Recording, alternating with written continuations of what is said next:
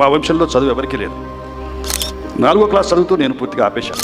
మా అమ్మ ఆలోచన ఏమిటంటే మన వంశంలో అసలు చదువు లేదు, అందుచేత చదివిస్తే రాదేమో అని అనుమానం ఆమెకు. చదివిస్తే చదువుతాడో లేదో, చదివితే పాస్ అవుతాడో లేదో, పాస్ అయితే ఉద్యోగం వస్తుందో లేదో, ఎందుకు ఈ గొడవంతా, నాటకాల్లో అయినా చేర్పించాలని మా పెద్ద నేను రిక్వెస్ట్ చేసింది. నాకు డబ్బుంటే BA BCom BSc చదివి ఒక క్లర్క్ ఉద్యోగం చేసి ఆ రామాపురంలో ఈ పాటికి రిటైర్ అయి ఉండేవాడిని. అలా కాకుండా ఈ రోజున మీతో మాట్లాడే సందర్భం నాకు వచ్చిందంటే మా అమ్మకు వచ్చిన ఆలోచన నా అదృష్టానికి మూల కారణం. నా పుణ్యం కొద్దీ ఘంటసాల బలరామయ్య గారు కొత్త యాక్టర్స్ని బుక్ చేయడానికి వెళుతున్నారు బందరు. ఆయన ఫస్ట్ క్లాస్లో ఉన్నారు.